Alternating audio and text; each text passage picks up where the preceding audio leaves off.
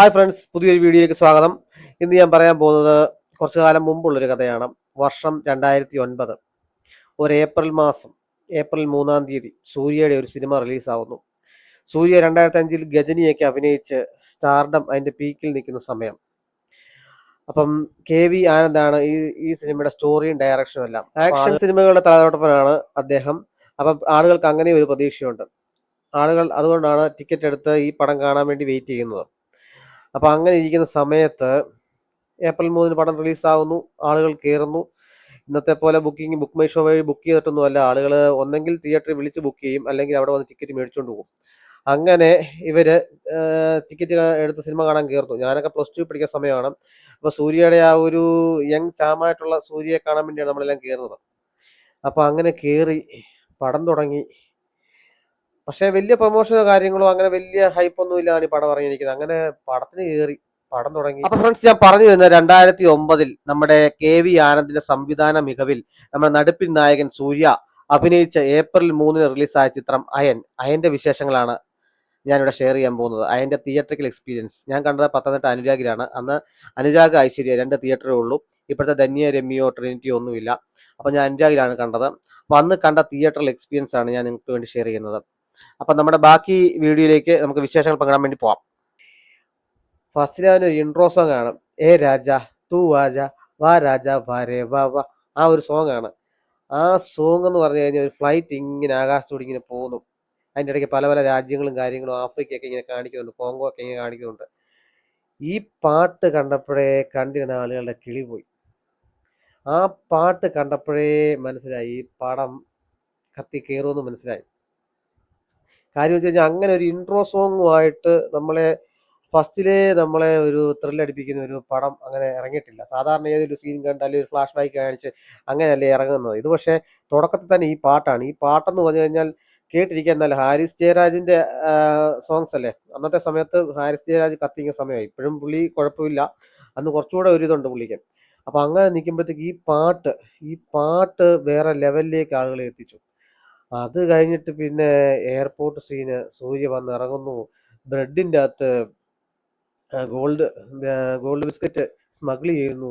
പിന്നെ ഒന്നും പറയണ്ട, സൂര്യയുടെ അഴിഞ്ഞാട്ടം ഒരു രക്ഷയില്ല. അതിന്റെ കൂട്ടത്തിൽ സോങ്സ് എന്ന് പറഞ്ഞു കഴിഞ്ഞാൽ ഒരു രക്ഷയില്ല. സോങ്സ് എന്ന് പറയുമ്പോൾ ഓയായി ഏ അങ്ങനെ സോങ് ഉണ്ട്. പിന്നെ പല പല കിണപകലാണി എന്നൊക്കെ പറഞ്ഞൊരു സോങ് ഉണ്ട്. അവൻ കഴിച്ചുകൊണ്ടിരിക്കും, പെട്ടെന്ന് ചാടി എണീറ്റ് പിന്നെ ഡാൻസും പരിപാടിയൊക്കെ, അങ്ങനെ ഒരു പാട്ടുണ്ട്. അതൊക്കെ വളരെ എൻജോയിങ് ആയിട്ടുള്ള മൊമെന്റ്സ് ആയിരുന്നു.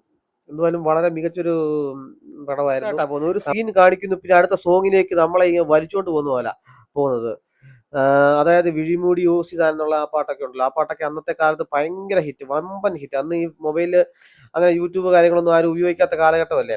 അത് നമ്മൾ ഈ സൂര്യ ടിവിക്കകത്തും കിരൺ ടി വി ചാനലുണ്ട്. അപ്പൊ അതിൻ്റെ അകത്തൊക്കെയാണ് ഈ പാട്ട് ഇടുന്നത്. പാട്ട് 5 മിനിറ്റ് കൂടുമ്പോൾ ഈ പാട്ടുകൾ ഇടും. അങ്ങനെ പാട്ടുകളൊക്കെ ആളുകൾ ടി വി തന്നെ വമ്പൻ ഹിറ്റ് ആവും. അങ്ങനെ പാട്ടുകൾ അതിനകത്ത് എല്ലാ പാട്ടും വൻ ഹിറ്റായ പാട്ടുകളാണ്. അപ്പൊ അങ്ങനെ ഹാരിസ് ജയരാജ് ഈ പടത്തിനെ സോങ്സ് വൈസ് ഒന്ന് ഹൈപ്പ് കൊടുത്ത് കളത്തിയിട്ടുണ്ട്. പിന്നെ വേറെ അന്ന് വേറെ പടത്തിലേക്ക് അഭിനയിച്ചിട്ടുണ്ടെങ്കിൽ തന്നെ ഈ പടത്തിലാണ് ആളുകൾ ഹൈലൈറ്റ് ആയിട്ട് ശ്രദ്ധിക്കുന്നത്. വിഴിമൂടി യോസിത എന്നുള്ള പാട്ട് തമന്നയും സൂര്യയും ഉള്ള അത് ഭയങ്കര ഹിറ്റായിരുന്നു. അങ്ങനെ ഈ പടത്തിനകത്ത് ഈ പടം എന്ന് വെച്ച് കഴിഞ്ഞാൽ ആക്ഷന്, റൊമാൻസ്, ത്രില്ലർ, എല്ലാ ഇന്ന ജോണറൊന്നുമില്ല. ഏത് ജോണറിൽ വേണമെങ്കിൽ നമുക്ക് അതിനകത്ത് പെടുത്താൻ പറ്റും. അത് ഈ സിനിമയ്ക്കകത്ത് ഓരോ സീനുകളൊക്കെ പറഞ്ഞു കഴിഞ്ഞാൽ ഈ ഹോളിവുഡ് ലെവലിലുള്ള എന്ന് വെച്ച് കഴിഞ്ഞാൽ അതിന്റെ ഈ ക്യാമറ ടെക്നിക്കും കാര്യങ്ങളും ഒക്കെ. ഈ വെളിയിൽ ആഫ്രിക്കയിൽ പോയ ഒരു സ്റ്റണ്ട് സീനുണ്ട്. കെട്ടിടങ്ങൾ മണ്ടയ്ക്ക് ചാടി ചാടി അടുത്ത കെട്ടിടത്തിൽ ചേരുന്നു, പിന്നെ അവിടെ കിടന്ന് ചവിട്ടുന്നു, അടിക്കുന്നു, അടുത്ത കെട്ടിടത്ത് പോകുന്നു, പറന്നടിക്കുന്ന പോലത്തെ പരിപാടികളാണ്. അതൊക്കെ പറഞ്ഞറിയിക്കാൻ പറ്റില്ല, ആ പടം കാണണം. പിന്നെ ഇതിനകത്ത് ഇമോഷണൽ ലോക്ക് എന്ന് പറഞ്ഞു കഴിഞ്ഞാൽ പ്രഫുവിന് വേണ്ടിയാണ് സൂര്യ ഇതിനകത്ത് സ്മഗ്ലിങ്ങും കാര്യങ്ങളൊക്കെ ചെയ്യുന്നത്. പുള്ളിയുടെ തലത്തൊട്ടപ്പൻ. പിന്നെ ഇമോഷണൽ ലോക്ക് പ്രഫുവായിട്ടുണ്ട്. പിന്നെ ചിട്ടി എന്ന് പറഞ്ഞൊരു കൂട്ടുകാരനുണ്ട്. ആ കൂട്ടുകാരനുമായിട്ട് ഭയങ്കര ഇമോഷണൽ ലോക്കാണ്. കൂട്ടുകാരൻ ചതിയനൊക്കെ ആകും, എന്നാലും ഇത് ആദ്യത്തെ സീനുകളിലൊക്കെ വളരെ മികച്ച രീതിയിലുള്ള ഫ്രണ്ട്ഷിപ്പായിട്ടാണ് പോകുന്നത്. അങ്ങനെ പടം വളരെ പല ജോണറും ടച്ച് ചെയ്ത് പോകുന്നൊരു പടമാണ്. അന്നത്തെ കാലത്ത് അതുപോലത്തെ ഒരു പടമൊക്കെ ഇറക്കാൻ വെച്ചാൽ അന്ന് ആ പടമൊക്കെ ഇന്നാണെങ്കിൽ വമ്പൻ ഹിറ്റാ. സൂര്യ ഇപ്പൊ കൊമേഴ്ഷ്യൽ ആയിട്ടുള്ള പടങ്ങൾ അങ്ങനെ ഇപ്പൊ അധികം ചെയ്യുന്നില്ല. എല്ലാ അവാർഡ് പടം പോലത്തെ പടങ്ങളൊക്കെയാണ് പുള്ളിക്ക് താല്പര്യം. ഇന്നത്തെ കാലത്തായിരുന്നു ആ പടമൊക്കെ ഇറങ്ങിയിരുന്നെങ്കിൽ വമ്പൻ ഹിറ്റായി.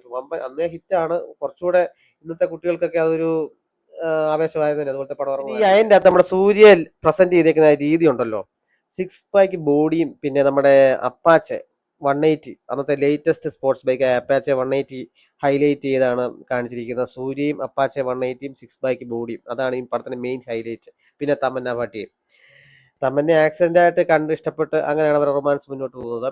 പിന്നെ സ്മഗ്ലിംഗ് ടെക്നിക്സ് പല രീതിയിലുള്ള കാണിക്കുന്നുണ്ട്. ബ്രെഡിന്റെ അകത്ത് ഗോൾഡ് ബിസ്ക്കറ്റ് കടത്തുന്നു, പിന്നെ ഡയമണ്ട്സ് വാട്ടർ കുപ്പിയുടെ ലേബലിന്റെ അകത്ത് ഒട്ടിച്ച് വെച്ച് കടത്തുന്നു, തലയുടെ വിഗിന്റെ അകത്ത് ഇത് വെച്ച് കടത്തുന്നു, പല രീതിയിൽ കാണിക്കുന്നുണ്ട്. പിന്നെ ആണെങ്കിൽ ഈ ഇത്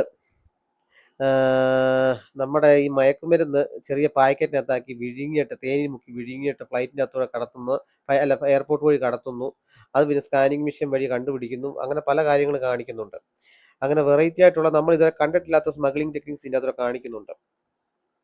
അപ്പൊ ഈ പടം ഒട്ടുമിക്ക ജേണറുകളെല്ലാം ടച്ച് ചെയ്ത് പോകുന്നുണ്ട്. ആക്ഷൻ ഉണ്ട്, പിന്നെ റൊമാൻസ് ഉണ്ട്, പിന്നെ ത്രില്ലിംഗ് ഉണ്ട്, പിന്നെ ക്രൈം ഇൻവെസ്റ്റിഗേഷൻ ഉണ്ട്. അത് അവിടെ വെളിരാജ്യത്ത് പോയി കഴിയുമ്പോഴത്തേക്ക് ഇവന്റെ കൂട്ടുകാരൻ മരിക്കുന്നുണ്ട്. അപ്പൊ അവിടെ തൊട്ടാണ് ക്രൈം ഇൻവെസ്റ്റിഗേഷൻ ആരംഭിക്കുന്നത്. അങ്ങനെ പല ജേണറുകളും ടച്ച് ചെയ്ത് പോകുന്നുണ്ട്. അന്നത്തെ കാലത്ത് ആ ലെവൽ ഒരു പടം എടുത്തു വെക്കുന്ന ആള് ഇന്ന് ജീവിച്ചിരിപ്പുണ്ടായിരുന്ന ഏത് ലെവൽ പടം എടുക്കേണ്ടതാണ്. അദ്ദേഹം നേരത്തെ തന്നെ മരിച്ചുപോയി. പിന്നെ നമുക്ക് ഒരുപാട് സിനിമകൾ ഇതുപോലുള്ള കിട്ടിയേനെ. ഇപ്പോഴത്തെ അത് എടുത്തു പറയാത്തക്ക 2 വ്യക്തികൾ എന്ന് വെച്ച് കഴിഞ്ഞാൽ, കമലേഷ് വില്ലൻ, അസാധ്യ വില്ലനാണ്, ഗംഭീരമായിട്ട് അഭിനയിച്ചിട്ടുണ്ട്. ഇച്ചിരി സ്റ്റൈലിഷ് ആയിട്ടുള്ള വില്ലാണ്, എന്നാൽ അത്യാവശ്യം ഡ്രഗ്സ് ഒക്കെ അടിച്ച് ഇച്ചിരി അലമ്പി തെറ്റി നടക്കുന്ന ഒരു വില്ലനായിട്ടാണ് ഇതിനകത്ത് അഭിനയിച്ചിരിക്കുന്നത്. ആരുമായിട്ടും കമ്മിറ്റ്മെന്റോ കാര്യങ്ങളോ ഒന്നുമില്ല. പിന്നെ വേറെ അടുത്ത പ്രധാനപ്പെട്ട ആളെന്ന് വെച്ച് കഴിഞ്ഞാൽ, സൂര്യയുടെ സുപ്പീരിയർ ഓഫീസറായിട്ട് പിന്നീട് ആവുകയും ആദ്യം സൂര്യയുടെ എതിരാളിയായിട്ട് കാണിക്കുന്ന ഒരു ഓഫീസറുണ്ട്, ഒരു കസ്റ്റംസ് ഓഫീസർ. അദ്ദേഹം ഗംഭീരമായിട്ട് അഭിനയിച്ചിട്ടുണ്ട്, റിയലിസ്റ്റിക് ആയിട്ട് അഭിനയിച്ചിട്ടുണ്ട്. അങ്ങനെ ഓവറോൾ ആക്ടേഴ്സ് എല്ലാം നല്ല രസകരമായിട്ട് തന്നെ അഭിനയിച്ചിട്ടുണ്ട്. കസ്റ്റംസുകാരുടെ ഓഫീസിലെ കാര്യങ്ങളും മറ്റു കാര്യങ്ങളും പിന്നെ ഷിപ്പിലുള്ള കാര്യങ്ങളും പല കാര്യങ്ങളും ഇതിനകത്ത് ടച്ച് ചെയ്ത് പോകുന്നുണ്ട്. കമ്പനിയുടെ കോമ്പിനേഷന്, ചിട്ടി എന്ന് പറഞ്ഞ ഫ്രണ്ടുമായിട്ടുള്ള കോമ്പിനേഷന്, പ്രഭുവായിട്ടുള്ള കോമ്പിനേഷന്, പിന്നെ നമ്മുടെ മോഹൻലാലിന്റെ ഒക്കെ പഴയ സിനിമയ്ക്കകത്ത് പെങ്ങളായിട്ടൊക്കെ അഭിനയിച്ചൊരു പുള്ളിക്കാരിയുണ്ട്. പുള്ളിക്കാരിയാണ് ഇതിനകത്ത് അമ്മയായിട്ട് അഭിനയിച്ചിരിക്കുന്നത്. അവർ നല്ല രീതിയിൽ അഭിനയിച്ചിട്ടുണ്ട്. സൂര്യയായിട്ട് നല്ലതായിട്ട് കോമ്പിനേഷൻ വർക്കൗട്ട് ആയിട്ടുണ്ട്. അങ്ങനെ ഓവറോൾ കണ്ടിരിക്കാൻ പറ്റിയ നല്ല സൂപ്പർ ഒരു സിനിമയാണ്. അപ്പം ഇപ്പൊ യൂട്യൂബിലൊക്കെ നോക്കിക്കഴിഞ്ഞാൽ അവൈലബിൾ ആയിട്ടില്ല, വേറെ സൈറ്റ് കിട്ടുമെന്ന് അറിയത്തില്ല. കണ്ടിട്ടില്ലാത്തവർ കാണുക, കണ്ടവർ വീണ്ടും കാണുക. ഇതിനകത്തെ ക്ലൈമാക്സ് ആണ് പക്ക ക്ലൈമാക്സ്. കാര്യം ഒരു മലയുടെ മണ്ടയ്ക്ക്, ഒരു കൊക്കയുടെ മണ്ടയ്ക്ക് പോയിട്ട് അവിടെ വെച്ചാണ് ഷൂട്ട് ചെയ്തേക്കുന്നത്. ബൈക്കൊക്കെ ആ കൊക്കയുടെ എഡ്ജിന് കൊണ്ടുപോയിട്ടാണ് ഇതിന്റെ ക്ലൈമാക്സും രംഗങ്ങളും ഒക്കെ ഷൂട്ട് ചെയ്തേക്കുന്നത്. അതൊക്കെ എനിക്ക് തോന്നുന്നു അങ്ങനെ ഒരു തമിഴ് സിനിമയ്ക്ക് അതൊന്നും അത്രയും വന്നിട്ടില്ല. KV ആനന്ദ് പുള്ളിക്കാരൻ മരിച്ചുപോയി, അദ്ദേഹം മരിച്ചുപോയി. KV ആനന്ദ് അദ്ദേഹമാണ് ഇതിന്റെ സ്റ്റോറി, ഡയറക്ഷൻ, സകല കാര്യങ്ങൾ ഇദ്ദേഹമാണ് ചെയ്തിരിക്കുന്നത്. സൺ പിക്ചേഴ്സ് ആണ് ഇതിന്റെ വിതരണം ചെയ്തിരിക്കുന്നത്. അപ്പം KV ആനന്ദിന്റെ പ്രത്യേകത വെച്ച് കഴിഞ്ഞാൽ ആക്ഷൻ ഫിലിംസ് അദ്ദേഹത്തെ കണ്ടു വേണം പഠിക്കാൻ. ആക്ഷൻ ഫിലിംസിന്റെ ഓരോ സീനും സീക്വൻസും കാര്യങ്ങളും ആംഗിളും എല്ലാം പക്ക ആയിട്ട് നമ്മളെ ഒരു സീനിന് അടുത്ത സീനിലോട്ട് നമ്മളെ എടുത്തു കൊണ്ടുപോകുന്ന പോലെ ചാടി ചാടി ചാടി ചാടി നമുക്കങ്ങ് പോവാം. ഒരു സീൻ പോലും ലാഗില്ല. വളരെ മനോഹരമായിട്ട് എടുത്തേക്കുന്ന ഒരു സിനിമയാണ്. അപ്പം കണ്ടിട്ടില്ലാത്തവർ കാണുക. നമ്മൾ എത്ര കണ്ടാലും മടുക്കാത്ത ഒരു മോസ്റ്റ് റിപ്പീറ്റ് വാച്ചബിൾ മൂവീസിന്റെ ലിസ്റ്റിൽ പെടുത്താവുന്ന ചിത്രമാണ് അയൻ. അപ്പോൾ എല്ലാവരും കാണുക. അടുത്തൊരു മികച്ച വീഡിയോ ആയിട്ട് വീണ്ടും കാണാം. ബൈ.